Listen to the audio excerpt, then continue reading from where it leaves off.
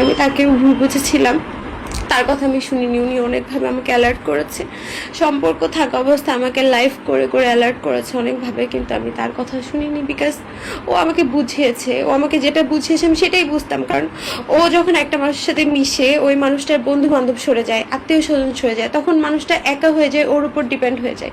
ওই মানুষটার আর মামুন ছাড়া কোনো কিছু চিন্তা করার মতো থাকে না, যেটা সে লাইলার সাথেও করেছে, আমার সাথেও সেমটাই করেছে। মামুনকে ভালোবাসতেন? আমি ভালো না বাসতে ভাই এত কিছু কেন করলাম বলেন? আমার তো দরকার ছিল না যে সমাজ, সংসার, আত্মীয় স্বজন, বন্ধু বান্ধব সবাইকে পিছনে ফেলে তার সাথে এরকম ফাইট করা। তার লাইফটা এমনিতেই নর্মাল না, একটা নর্মাল মানুষের মতো তার লাইফ না। আমি তার জন্য এক্সপোজ হয়েছি, 10টা মানুষ আমাকে ভালো মন্দ বলতেছে, বাজেভাবে চিনতেছে। আমার তো এই লাইফ চুজ করার কোনো দরকার ছিল না। আমি তো আমার লাইফে ভালোই ছিলাম। আমি যদি খারাপও হতাম, আমার লাইফ মানুষ জানতো না।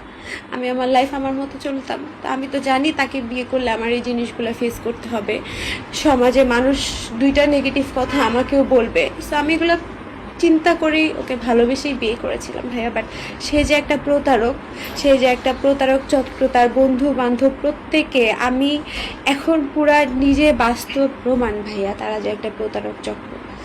বিয়ে করার সিদ্ধান্তটা কি এত সহজ ছিল?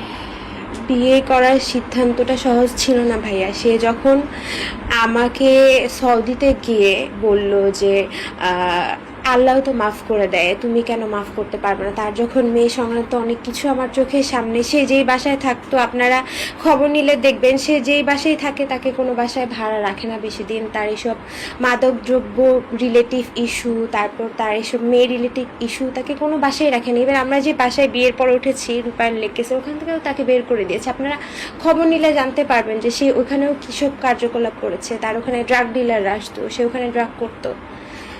সো আমাকে তো আটকে রাখতো ভাইয়া। আমি আপনাদের সামনে ফেস করার মতো কিছু আমার তখন ছিল না। ও আমার ফোন, এখনও ও আমার ফোনের পাসওয়ার্ড, ফেসবুক টেসবুক সব ও চালায়।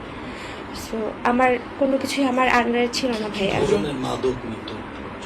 ও প্রচুর ইদানিং ইয়াবা সেবন করে, কোকেন খায়, আইস খায়, মদ খায়, ও বিভিন্ন ড্রাগসের সাথে জড়িত। আর সে নিজের টাকায় খায় না, তার বিভিন্ন ভাই ব্রাদার আছে, সে সবাইকে ম্যানিপুলেট করে। সে ছেলে মেয়ে সব ধরনের মানুষের সাথে সে তার অনেক ভালো সম্পর্ক সে মেনটেন করে। আপনারা মিডিয়াতে ওকে যেভাবে দেখেন, বিশ্বাস করেন সেরকম মানুষটা না।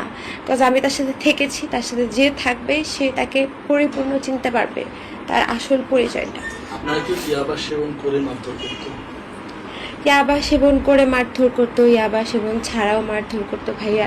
তার যখন যা প্রয়োজন হতো, সে যদি না পেতো তখনই তার মারধর শুরু হতো।